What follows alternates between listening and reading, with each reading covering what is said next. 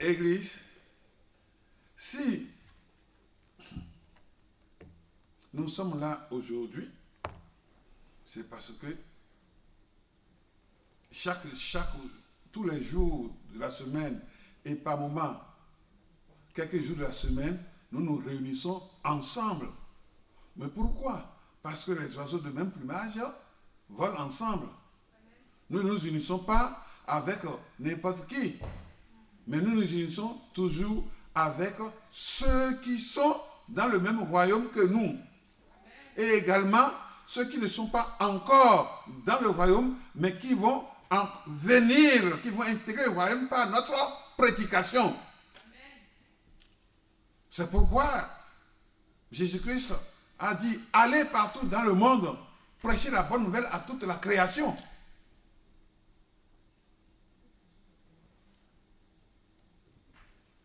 Et avant de dire ça, qu'est-ce qu'il a fait? Il nous a délégué l'autorité. Il nous a délégué l'autorité. L'autorité que nous avons, ce n'est pas une autorité physique. C'est une autorité spirituelle. Parce que nous sommes assis ensemble dans les lieux célestes avec Jésus-Christ. C'est depuis le trône de Dieu que nous légiférons tout ce qui va être appliqué ici sur la terre. Parce que c'est quoi? Nous-mêmes, nous ne serons jamais parfaits tant que nous restons dans ce corps. Ce n'est pas avec ce corps que nous serons parfaits. Nous ne serons jamais parfaits. C'est pourquoi ce que nous serons, c'est toujours dans l'espérance. Et quand nous voyons les épîtres que l'apôtre Paul a écrit, qu'on appelle Saul de Tarse, parce que c'était un grand intellectuel, il a fait l'université de Tarse avant d'aller à Jérusalem auprès de son maître Gamaliel. Et il est devenu docteur de la loi. Il est devenu quoi? Docteur de la loi. Et il appliquait la loi. Ah. Mais ce même Paul, il va reprendre durement les Galates pour dire, oh Galates, quand nous prenons Galates dans Galates 3, à partir du verset 1er, il va comparer la loi à la foi. Ce même Paul, il a dit, mais oh Galates, dépourvus de sens, qui vous a fasciné? Alléluia. Je vais prendre et lire pour ne pas rajouter pour moi-même. Ah oui, pour ne pas rajouter pour moi-même, je vais lire tel que c'est. Parce que nous avons tendance à mettre notre petit grain de sel. Hein? Ce que Dieu ne veut pas. Hein?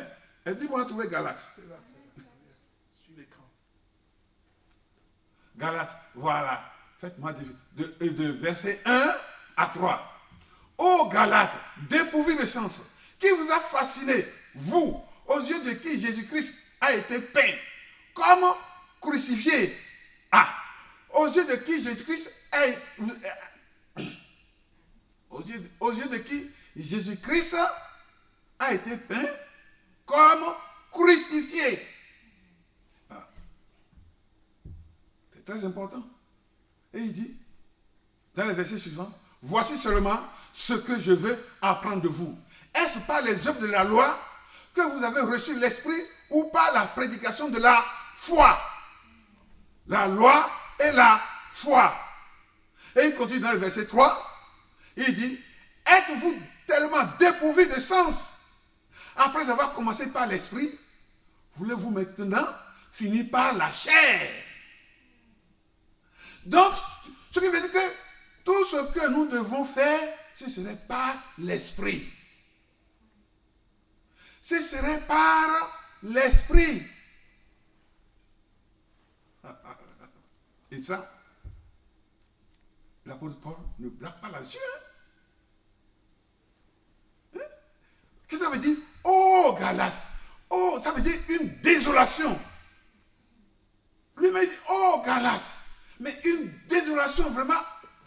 Il est désolé pour eux. Mais ils ont commencé par l'esprit et maintenant ils vont finir par la chair. Les œuvres de la chair mènent à la perdition. Les œuvres de la chair, c'est le chemin de la facilité. Ah, le chemin de la facilité, c'est le chemin de la perdition. Comme le dit la chanson. Le chemin de la facilité, c'est le chemin de la perdition. C'est le chemin de la perdition. Ils veulent maintenant les choses faciles. Pas l'esprit là. Oh non, c'est trop compliqué. Non, vite fait, bien fait. Oh, Dieu connaît toutes choses. Hein?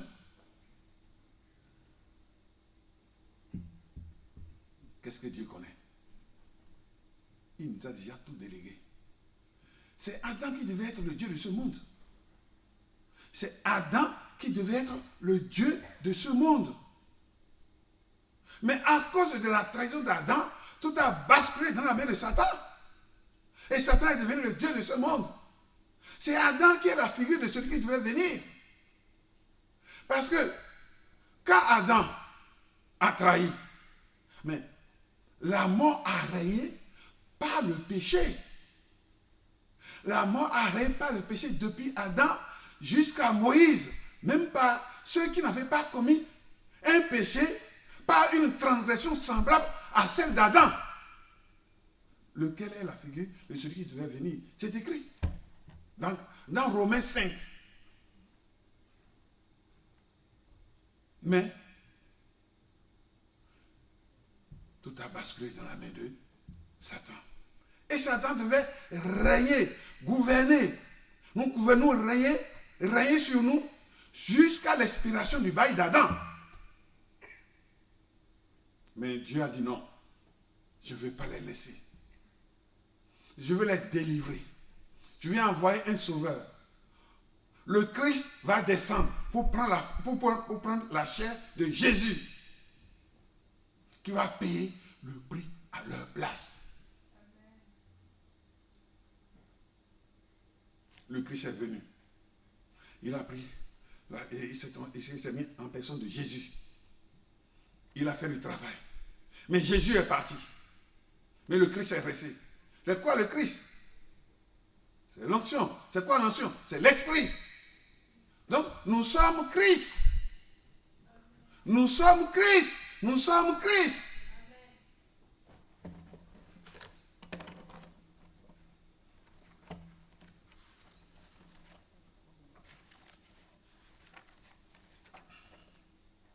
Quand nous prenons Jean 16, à partir du verset 23, 24, verset 23, 24, qu'est-ce qu'il dit? Jean 16, verset 23, 24. En ce moment-là, vous ne m'interrogerez plus sur rien. Ah, pourquoi il dit en ce moment-là, vous ne m'interrogerez plus sur rien? Parce que il a fait tout ce qu'il a l'intention de faire pour l'homme.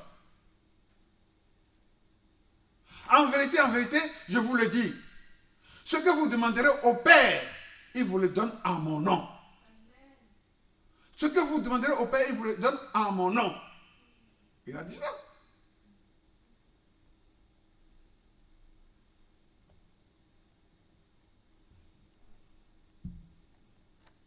La version que j'ai lue, c'est ce que vous demanderez au Père en priant.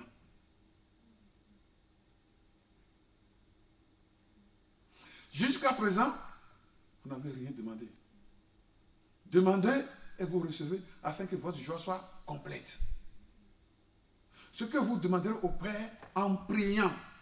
Il n'a pas dit en méditant. Parce que Jésus-Christ, quand il était sur terre, quand il devait poser un acte, il ouvrait la bouche, il priait. Il ne pensait pas seulement et puis les choses se réalisent. Non, il tourne la langue. Dieu aussi, quand il a travaillé pendant 6 jours, Dans Genèse, chapitre 1er, il a travaillé pendant 6 jours. À chaque fois, il parlait. Il pouvait dire, je suis Dieu, je vais seulement penser, rester tranquille, les choses, je vais penser dans ma tête et les choses vont se mettre en place. Non! À chaque fois, qu'est-ce qu'on lit? Dieu dit. Et Dieu a parlé. Et Dieu a dit. Oui ou non? Lui-même, il a parlé avant que les choses se réalisent. Mais le chrétien veut rester tranquille pour que les choses se réalisent. Hein? Il ne veut pas tourner la langue. Même la langue qui n'est pas à lui, que Dieu a mis dans sa bouche pour qu'il parle, il veut encore l'économiser. Oh non, Dieu connaît toutes choses. Hein? Et pourtant, pour satisfaire notre chair, nous avons été à l'école pendant 20 ans. Oui ou non? Le cours primaire, 6 ans. Le collège et le lycée, 7 ans. Ça fait 13 ans. Après le bac, on a étudié pendant 6, 7 ans. Oui ou non? 20 ans. Et ce n'est pas fini. Hein? Pour trouver du travail, il fallait passer des tests. Hein? Et en plus de ça, une fois qu'on est embauché, on doit travailler 7 heures par jour pour notre corps. 7 heures par jour pour notre corps. Et ce n'est pas fini. Les préparatifs pour nourrir notre corps. Il faut passer 4 heures par jour. Ça fait combien? 11 heures. 11 à 12 heures, on arrive à la maison, on est fatigué. Maintenant, pour nourrir l'esprit, c'est tout quand on met un sandwich froid, et ça te suffit. Oh là, oh Dieu connaît toutes choses. Mais attendez, vous vous moquez de qui ça? On se moque de qui? On se moque de qui? Un quart d'heure, même pas. Oh Dieu connaît toutes choses. Boum, on s'endort. À peine on est tellement fatigué que si on ne fait pas attention, on peut même prononcer des phrases vraiment. Qu'est-ce qu'il faut pour l'homme pour qu'il soit content? Est-ce que quand Jésus-Christ était sur terre, il disait Dieu connaît toutes choses? Est-ce qu'il disait ça? Est-ce qu'il dit Dieu connaît toutes choses? Hein? De toute façon, bon, je fais. Hein? Jésus-Christ, il disait ça.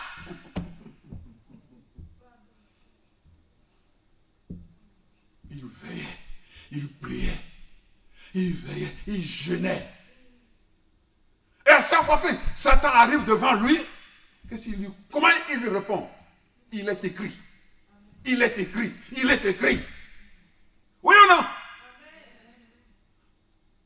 C'est pourquoi nous devons prendre connaissance de la parole de Dieu pour faire la même chose pour dire, il est écrit.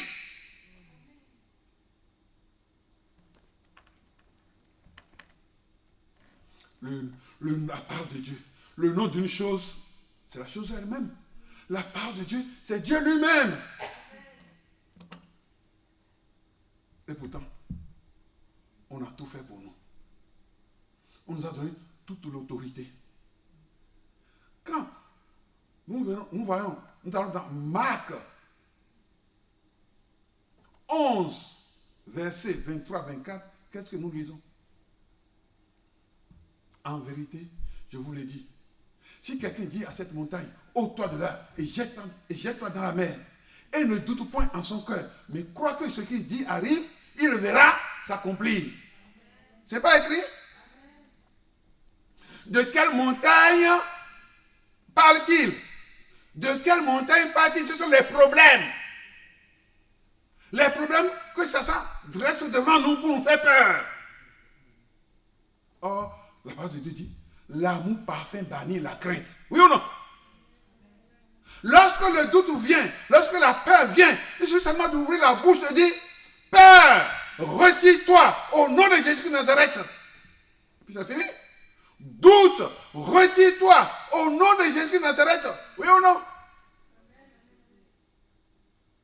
On ne veut pas ouvrir la bouche. Mais quand il s'agit de manger là, on ouvre la bouche. Quand il s'agit de manger, faire un repas bien copié, on ouvre la bouche, non? Maintenant, pour ouvrir la bouche, pour nourrir l'esprit, non, on ne veut pas. Oh, Dieu connaît toutes choses. Parce que quand tu veux prendre ton repas, tu dis Dieu connaît toutes choses. Non, je n'ai pas besoin, je n'ai même pas besoin d'ouvrir la bouche et de manger. Fais comme ça. Pendant 3 jours, 4 jours, 1 semaine, il y a des civières qui viendront te chercher. Ils vont appeler les ambulances pour venir te chercher. Et c'est pour ça, tu ouvres la bouche et ça y va. Hein? C'est pourquoi, quand Jésus-Christ nous a délivré l'autorité, il ne nous a pas laissés tout seuls comme ça.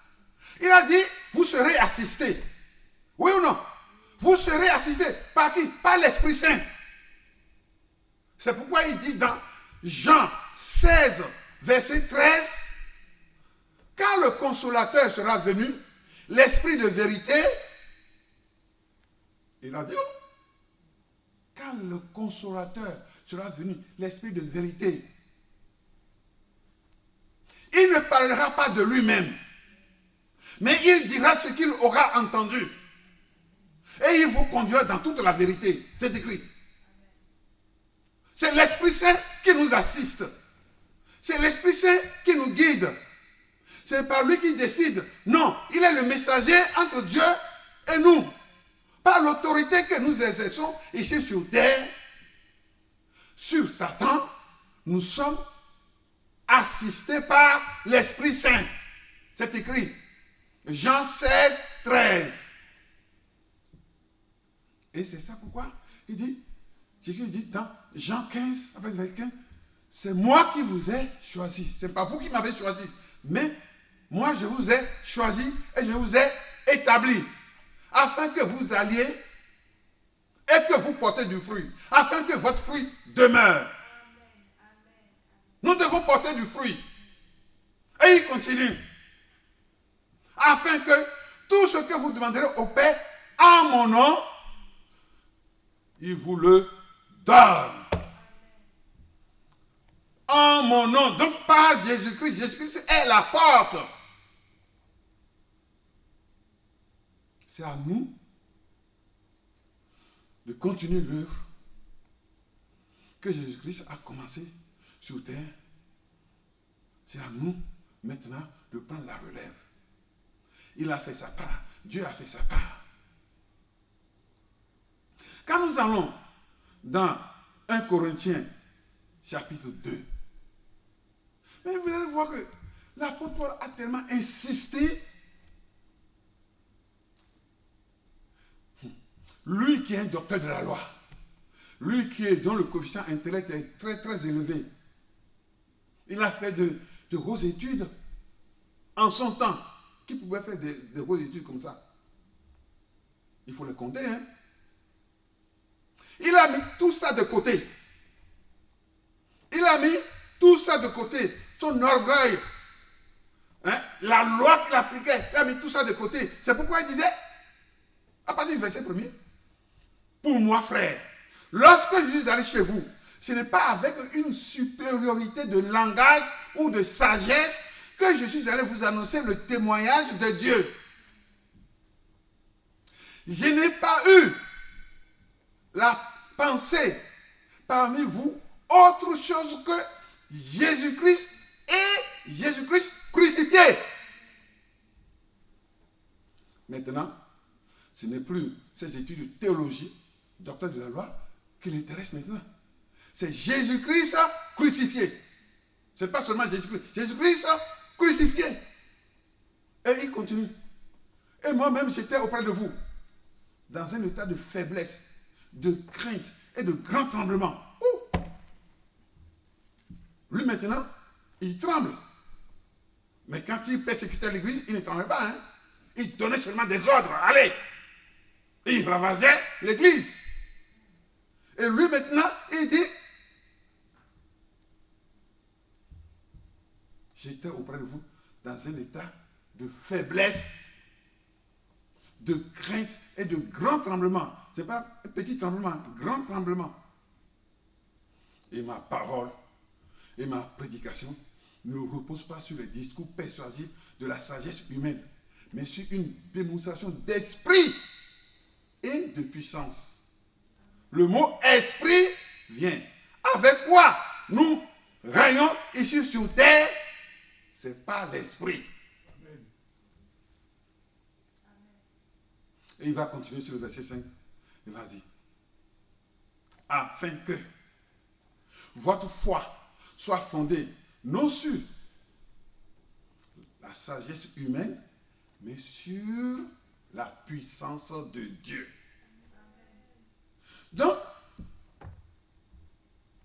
notre foi doit être fondée sur le roc. Le roc, c'est Jésus. Amen. Notre foi ne doit pas être fondée sur la sagesse humaine, sur notre coefficient intellect. J'ai bac plus 2, j'ai bac plus 5, j'ai bac plus 6, j'ai bac plus 8. Ici, ce n'est pas bac plus 8. Ici, ce n'est pas, ici, c'est bac moins. Amen. Mais l'apôtre Paul l'a prouvé. Lui qui a bac plus 8, il a mis tout ça de côté. Ici c'est bac moins. J'ai bac plus. Et des fois, on s'en endeuille. Hein? Ici, c'est bac moins. Pourquoi? Parce que c'est Jésus-Christ et Jésus-Christ crucifié. Et il continue sur le verset 6. Cependant, c'est une sagesse que nous prêchons. Sagesse qui n'est pas de ce siècle, ni des chefs de ce siècle qui vont être anéantis. La version français courant dit qu'ils vont être réduits à néant. Donc, les chefs de ce siècle-là qui ont bac plus là, ils vont être réduits à néant. Yes. Amen. Ils ont bac plus, ils occupent les postes d'autorité. C'est une autorité humaine. C'est la sagesse humaine. C'est pourquoi il dit, cependant, c'est une sagesse que nous prêchons. Sagesse qui n'est pas de ce siècle, ni des chefs de ce siècle, qui vont être réduits à néant.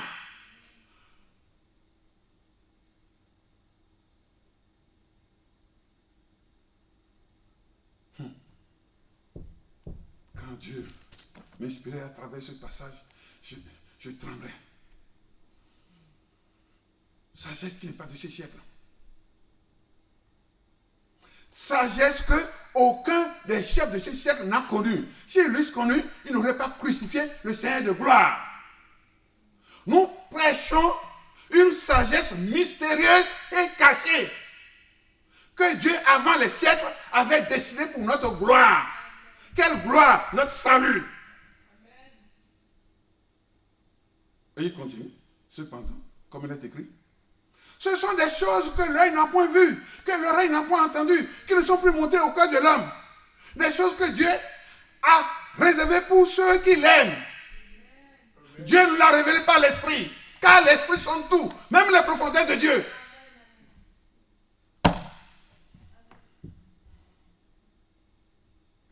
Lequel des hommes connaît les choses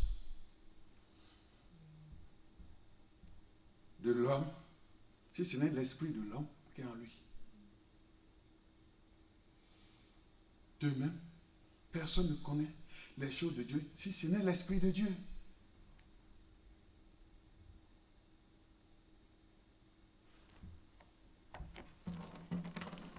C'est notre nourriture spirituelle. C'est notre nourriture spirituelle. Le sandwich que nous allons acheter à la boulangerie copieux, roast beef. Le roast beef spirituel, c'est ça.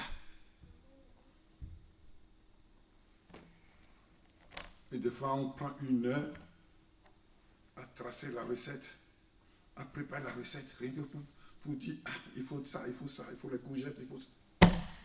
Est-ce que nous faisons la même chose avec la parole de Dieu? Nous devons faire la même chose avec la parole de Dieu. Nous devons faire la même chose avec la parole de Dieu. Pourquoi? Parce que quand on voit dans Romains 1,16, qu'est-ce qui est écrit? La parole de Dieu est une puissance pour le salut de quiconque croit. Je n'ai point honte de l'évangile, car c'est une puissance pour le salut de quiconque croit. C'est avec ça que nous avançons. C'est avec ça que nous avançons. S'il n'y a pas la parole de Dieu, nous sommes dépourvus de puissance. C'est pourquoi il dit l'homme animal, toujours dans 1 Corinthiens chapitre 2, l'homme animal, l'homme naturel, ne reçoit pas les choses de Dieu, car elles sont une folie pour lui. Et il ne peut les connaître, car c'est spirituellement qu'on en juge. C'est écrit. Si nous voulons rester naturels comme nous sommes, nous ne pouvons pas recevoir les choses de Dieu. Mais nous allons les percevoir comme une folie.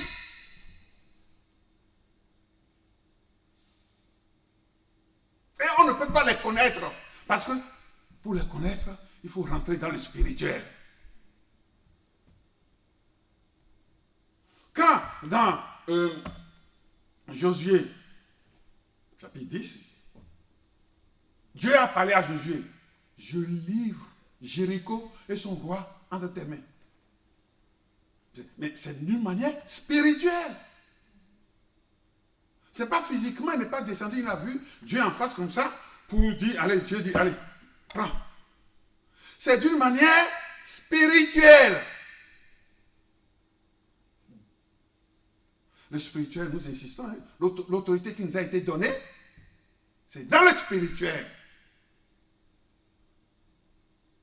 C'est d'une manière spirituelle que livre Jéricho et son roi entre tes mains.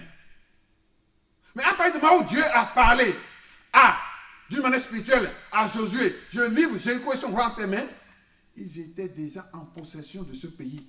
À l'heure même, à la minute même, Dieu a parlé. Mais après, est-ce qu'ils sont restés les mains croisées pour dire, youpi, et Dieu nous l'a donné, j'ai eu la preuve, Dieu m'a parlé. S'ils étaient restés tranquilles, ils ne rentreront jamais en possession de ce pays.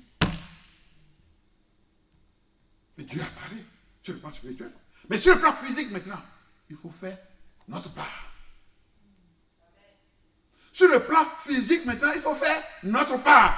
C'est pourquoi l'apôtre Paul dit dans 1 Corinthiens 9, 27, le dernier verset du chapitre 9 de 1 Corinthiens, je traite durement mon corps et je le tiens assujetti afin de ne pas être désapprouvé après avoir prêché aux autres. Il a dit je. Il n'a pas dit Dieu est descendu du ciel pour me tenir assujetti. Il nous dit je. Pourquoi il dit je? Parce que tout ce qui est physique, c'est nous qui devons le faire et nous devons nettoyer la place pour l'esprit. Si l'esprit vient et il trouve ça demeure sale, est-ce qu'il va habiter? Il ne va pas habiter. Notre corps, c'est le temple du Saint-Esprit. Notre corps, c'est le temple du Saint-Esprit. Quand Jésus-Christ a dit, je vous enverrai le consolateur, l'esprit de vérité, il va habiter où? C'est en nous. C'est dans notre corps. C'est pourquoi, dans Éphésiens chapitre 2, non, chapitre 3, Éphésiens chapitre 3, à partir du verset 15, il dit, et moi je fléchis les genoux devant le Père, de qui toute famille dans les cieux et sur la terre tire son nom, afin qu'il vous donne, l'apôtre dit vous, moi je dis nous, afin qu'il nous donne d'être puissamment fortifiés par son esprit, en sorte que Christ habite dans nos cœurs par la foi. Christ habite dans nos cœurs par la foi. Il n'a pas dit par la loi. C'est pourquoi l'apôtre Paul reprend durement les Galates. Oh, Galates!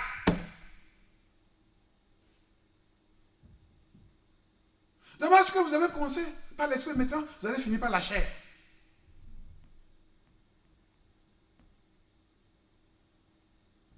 Il les a repris durement.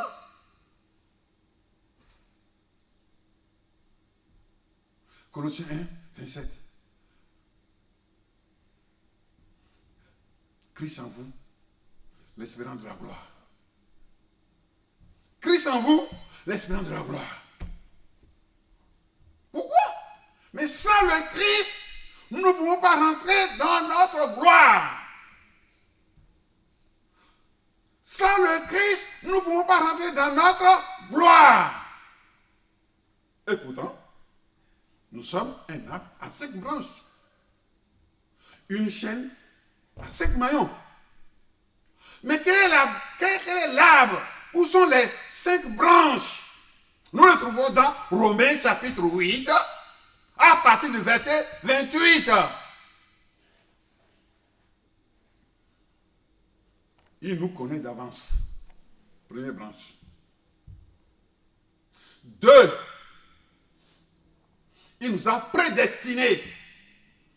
Il a tracé notre destin. Ça c'est 2. 3e branche. Il nous a appelés. Il nous a appelés parce qu'il nous connaît d'avance.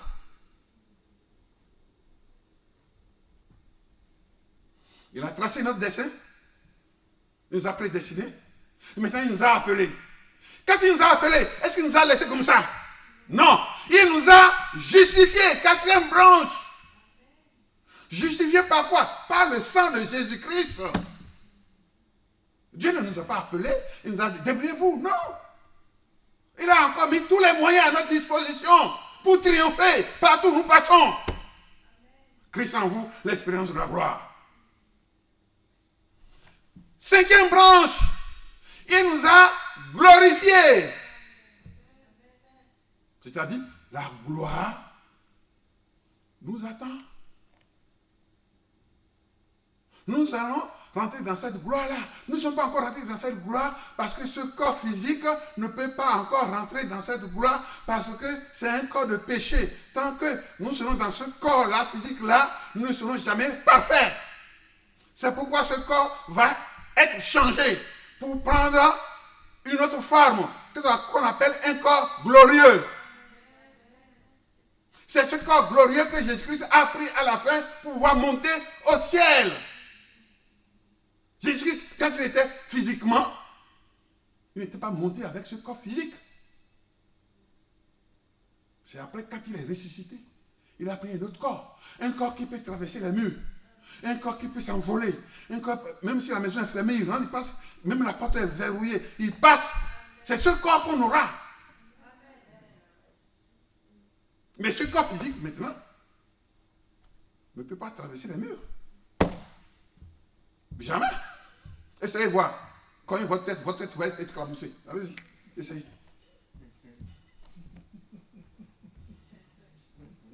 Essayez. Il dit non, je peux passer. Votre tête va être éclaboussée. Or, quand nous aurons un corps glorieux, on passe facilement. Amen. Facilement, on passe.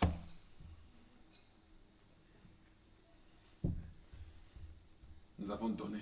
Dieu nous a donné l'autorité et nous voulons blaguer avec. Nous voulons jouer avec. Hein?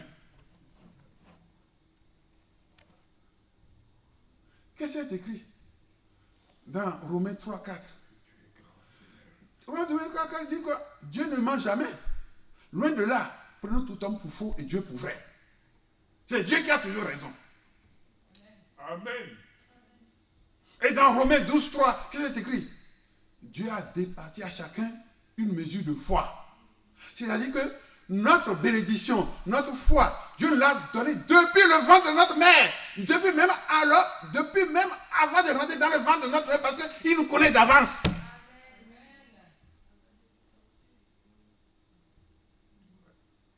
Maintenant, pour prendre possession de cette bénédiction, de cette foi, c'est avec les armes qu'il nous a données. Parce que l'apôtre Paul dit, dans Ephésiens 6, verset 12, nous n'avons pas à lutter contre la chair et le sang. Oui ou non?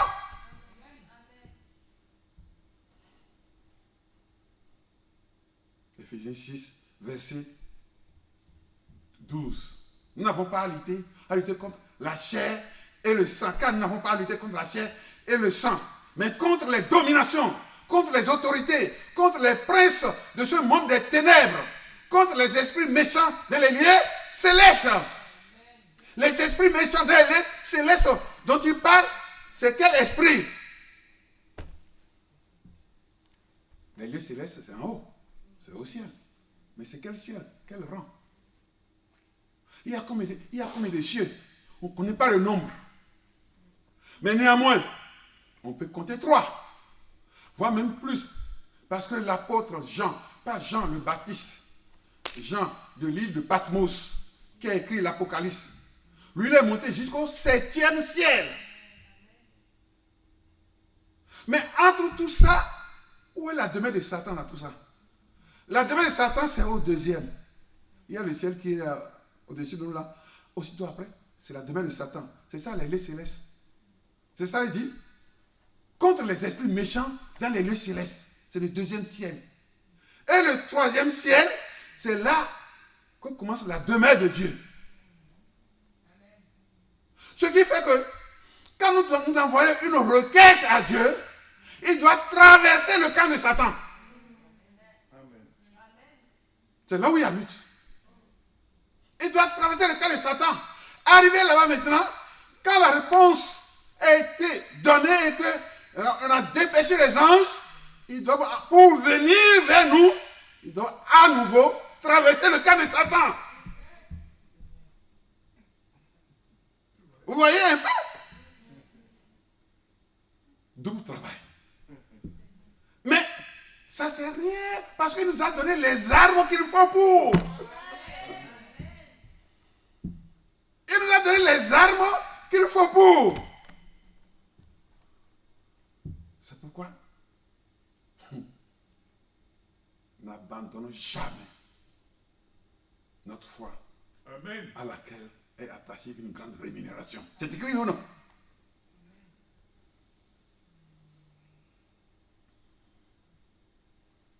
La crainte de Dieu, la crainte de la parole de Dieu, c'est le commencement de la sagesse. C'est écrit dans le livre des Proverbes. C'est cette sagesse-là, c'est de cette sagesse-là que l'apôtre parle. Sagesse qui n'est pas de ce siècle, ni des siècles qui vont être réduits à néant. Nous prêchons une sagesse mystérieuse et cachée que Dieu, avant les siècles, avait destinée pour notre gloire. Mais comme il est écrit, ce sont des choses que l'œil n'a point vues, que l'oreille n'a point entendues, qui ne sont point montées au cœur de l'homme. Des choses que Dieu a réservées pour nous par l'Esprit. Ce sont des choses que l'œil n'a point vues, que l'oreille n'a point entendues, qui ne sont point montées au cœur de l'homme. Mais ce n'est pas le spirituel. Amen. Ce n'est pas l'esprit.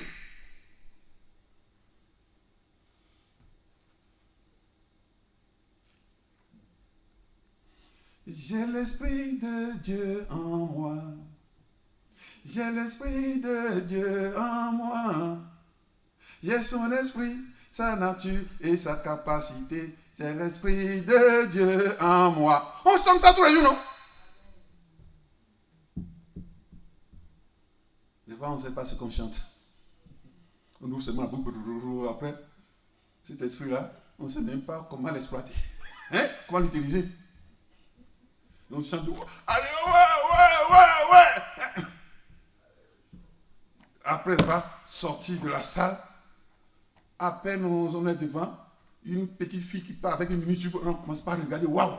Mais attendez!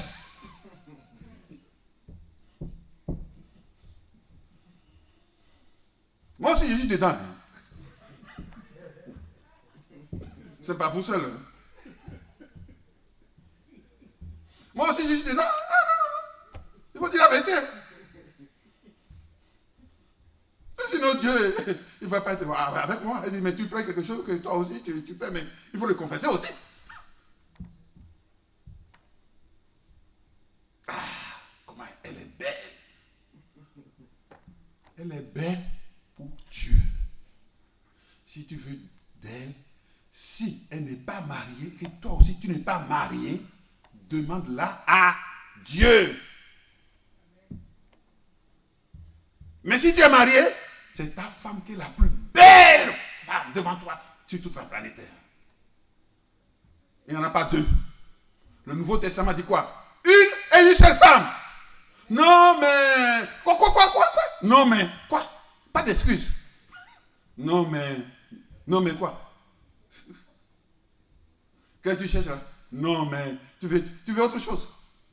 La parole de Dieu, une et une seule. Le Nouveau Testament, une et une seule. Oui ou non? Nous sommes dans la nouvelle alliance. Nous sommes dans la nouvelle alliance. Une alliance meilleure. Oui ou non?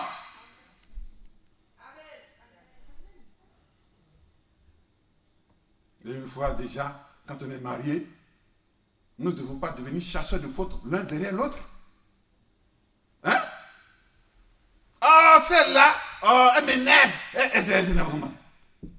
Mais c'est parce qu'elle a des failles en elle que Dieu t'a mis à ses côtés pour combler ses failles.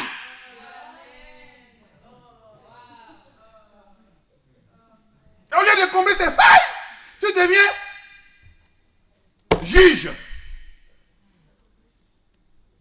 Mais si elle n'avait pas besoin, si elle était au complet, elle n'allait pas se marier. C'est parce qu'elle n'est pas complète. Et parce que toi aussi, tu n'es pas complet. Tu es venu pour combler la faille qu'il y a dans sa vie. Elle aussi, elle est venue pour combler la faille qu'il y a dans ta vie.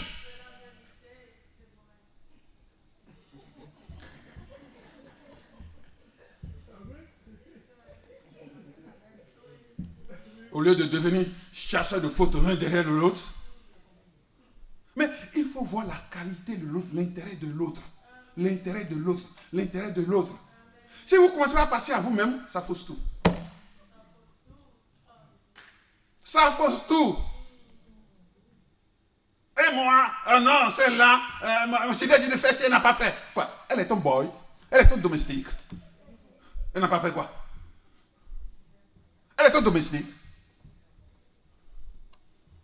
C'est comme ça que, c'est ça qui fait que nous n'entrons pas, nous ne saisissons pas la totalité de notre bénédiction.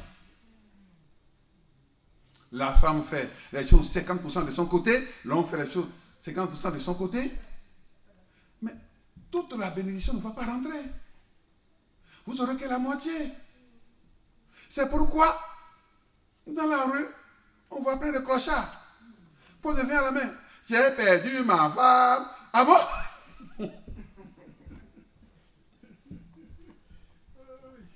Parce que c'est la femme que l'homme, Dieu a fabriquée premièrement. Mais il a vu que... J'ai dit la femme. Excusez-moi. Excusez-moi, je reprends. C'est l'homme que Dieu a fabriqué premièrement. Et il a vu qu'il n'est pas bon pour l'homme d'être seul. Il lui manque des facultés. Et donc il faut fabriquer un autre, être semblable à lui pour le compléter. Et en fabriquant la femme, non seulement Dieu a donné à la femme les facultés que l'homme possédait déjà, et en plus ce qui lui manque. Ce qui fait que la femme a double faculté. La femme peut faire plusieurs choses à la fois sans se tromper. Quand on prend une femme célibataire et un homme célibataire, allez chez eux. Chez l'homme, c'est 80-90%. Hein? C'est pas à 100%. Allez chez la femme célibataire, allez chez l'homme célibataire. C'est pas pareil. Hein?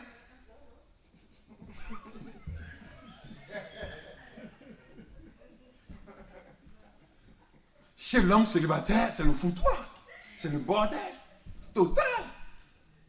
Mais quand vous allez chez la femme célibataire, tout est rangé, tout est soigné.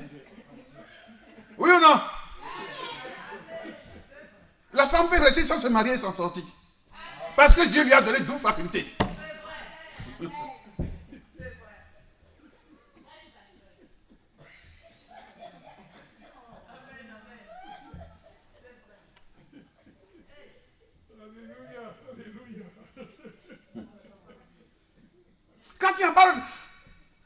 Quand il y a un endroit où il n'y a pas de femme, l'endroit devient fade, mou.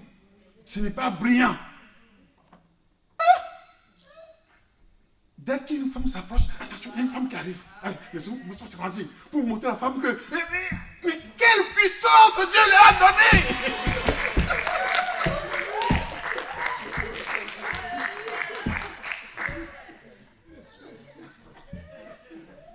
Dès qu'une femme s'approche, attention, il y a une femme qui arrive.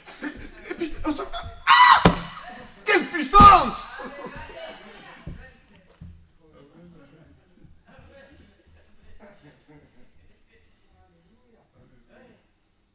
C'est pourquoi c'est écrit, hommes, aimez vos femmes, comme Christ a aimé l'Église. Oui ou non? Aimez vos femmes. Au lieu de regarder celle qui est à côté alors que vous êtes marié, regarde ta femme. C'était la plus belle.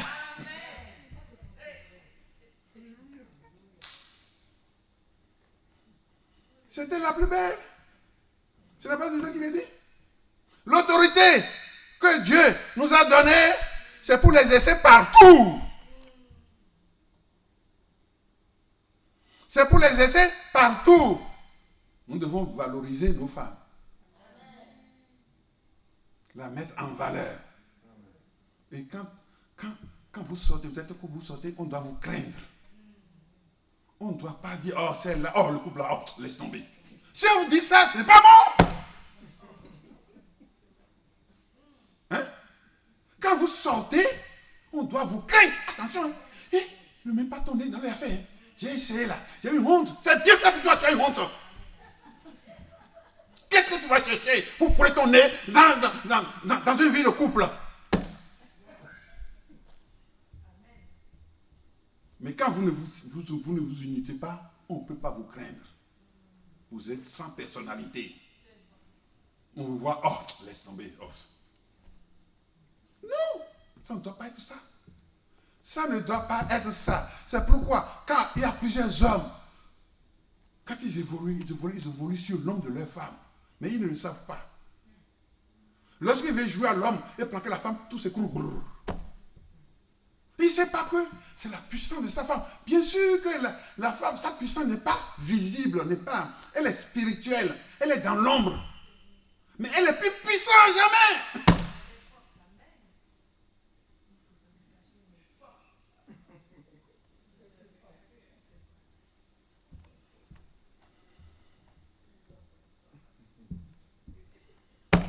Ce n'est pas le sujet. On doit mettre une parenthèse. On doit mettre une parenthèse.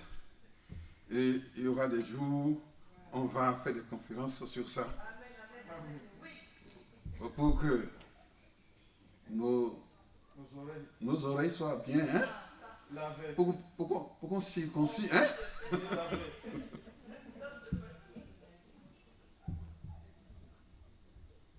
Surtout nous, Africains.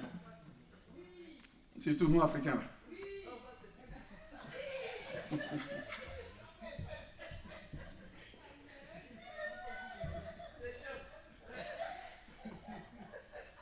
Alléluia.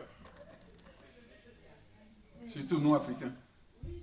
Ceux qui n'ont pas encore compris. Hein. Il y en a qui ont compris. Il y en a qui ont compris. C'est la femme qui va ramasser les restes quand sa maman mange. Hein? Attends. Ta femme, c'est la boniche de ta maman.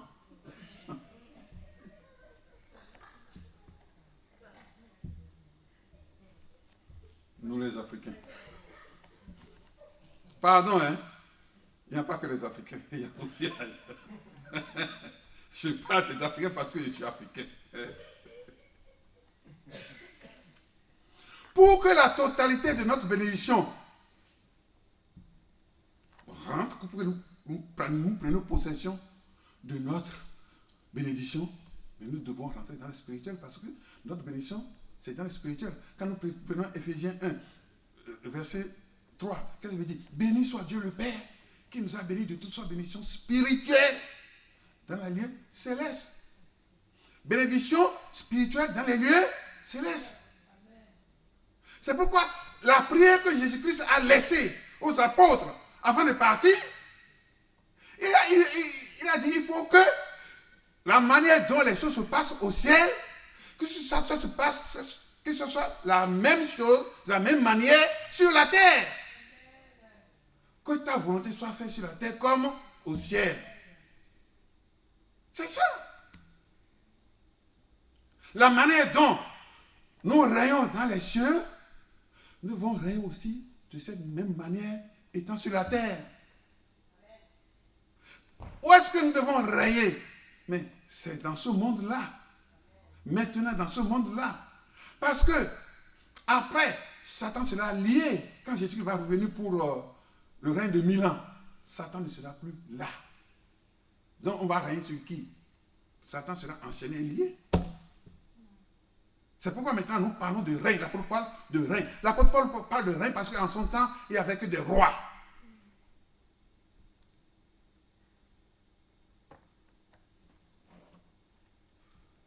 Deux Corinthiens, chapitre 1 Corinthiens chapitre 2. C'est pas dit non? Ce sont des choses que l'œil n'a point vu, que l'oreille n'a point entendu, qui ne sont pas montées au cœur de l'homme. Des choses que Dieu nous a révélées par l'Esprit, car l'Esprit sont tout, même les profondeurs de Dieu. Le cœur des hommes connaît les choses de l'homme si ce n'est l'Esprit de l'homme qui est en lui. De même, personne ne connaît les choses de Dieu si ce n'est l'Esprit de Dieu. Oh, nous n'avons pas reçu l'Esprit du monde, mais l'Esprit de Dieu, afin que nous sachions, nous connaissions ce que Dieu nous a donné par l'Esprit. Et nous n'en parlons pas avec des discours humains, mais avec ceux qu'enseigne l'Esprit. Car l'Esprit sont tout, même les profondeurs de Dieu. L'homme naturel, l'homme animal, ne reçoit pas les choses de Dieu, car elles sont une folie pour lui.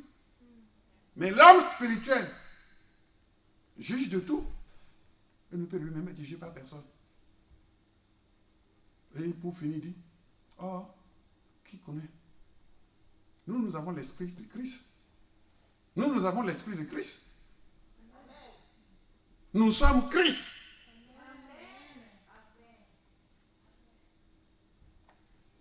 C'est pourquoi l'apôtre Paul n'a pas hésité à reprendre Galates. Oh, Galates, une désolation. Nous n'allons pas attendre que ça se passe encore la même chose avec nous, comme les Galates. Donc, la prochaine fois, nous allons continuer. La prochaine fois, nous allons continuer. Je ne sais pas quelle sera encore la prochaine fois. Nous allons continuer. Il y a beaucoup à dire sur l'autorité du croyant. Beaucoup à dire sur l'autorité du croyant. Nous sommes là à prier comme un mendiant. Nous ne devons pas prier comme des mendiants. À quel moment Jésus-Christ a prié comme des mendiants sur terre? Montrez-moi le passage. C'est la seule fois qu'il a supplié Dieu, qui a dit, c'est au moment où il agonisait dans le jardin de Gethsémani. C'est la seule fois. Mais quand il est allé devant le tombeau de Lazare, il n'a pas supplié Dieu. Il dit, Lazare, sors! Oui ou non? Il ne s'est pas mis à genoux pour supplier Dieu. Non, arrêtons de prier comme des mendiants, de supplier Dieu. Non, il nous a déjà tout donné. Prenons seulement possession de notre bénédiction. Mais comment? En nous rapprochant de la parole de Dieu avec les âmes que Dieu nous a données. Nous allons continuer sur ça, vous allez voir. Nous devons prendre possession de toute notre bénédiction. Que Dieu vous bénisse. Et nous devons nous lever. Et demander à Dieu que Christ habite dans nos cœurs par la foi. Amen, amen. Que nous soyons fortifiés dans notre être intérieur, en sorte que Christ habite dans nos cœurs par la foi. Nous devons demander ça. Et tout le temps, tout le temps, tout le temps, tout le temps. Allons-y, peuple de Dieu. Prions. Amen. Oh Seigneur, merci. Merci, merci, merci pour ta bonté. Merci pour ta miséricorde. Tu es le roi des rois, le Dieu tout-puissant, par qui tout cela a été fait. Et rien qui a été fait sans toi. Tu es le chemin, la vérité et la vie. Demandez, demandez, déchirez vos cœurs. Déchirez vos cœurs, déchirez vos cœurs. Demandez à ce que Christ habite dans nos cœurs par la foi. C'est-à-dire que nous soyons fortifiés dans notre être intérieur, qu'il illumine les yeux de notre cœur, qui nous accorde un esprit de sagesse et de révélation dans son appel. Demandez, demandez, demandez et vous recevez. Demandons, demandons et nous recevons. Et nous allons recevoir. Il suffit de demander. Il a dit demandez et vous recevez. Il a dit demandez et vous recevez. Parce que c'est lui qui nous a choisis. C'est lui qui nous a choisis. Il a dit c'est moi qui vous ai choisi. Et je vous ai établi. Il a dit demandons, demandons, demandons. Prions, prions, prions, prions. Pour être encore plus spirituel partout où nous allons. Dans tout ce que nous faisons, que nous soyons plus spirituels. Amen, amen. Alléluia. Et nous demandons au nom de Jésus-Christ. Nous demandons au nom de Jésus. Préciser le nom Jésus-Christ. Parce qu'il y a des personnes qui s'appellent Jésus sur la terre. Donc quand vous rajoutez Christ, ça fait la différence. Nous savons de qui nous parlons. Prions, prions, prions, prions, prions, prions, prions, prions. S'il y a des choses qui ne vont pas encore, mais l'Esprit nous vivifie, que l'Esprit nous vivifie encore davantage.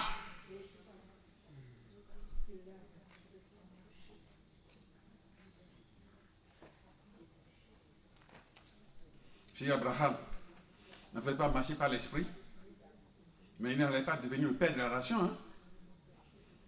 Il pouvait refuser. Dieu ne va pas le punir.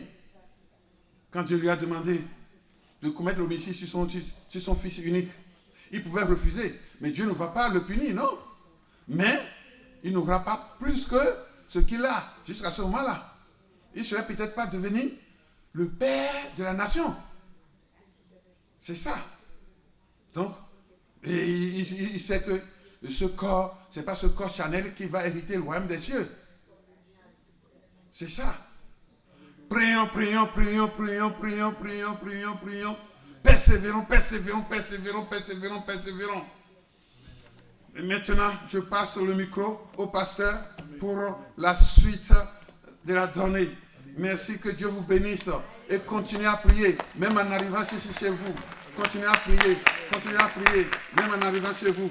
Au nom de Jésus-Christ. Au nom de Jésus-Christ. Voilà, à vous.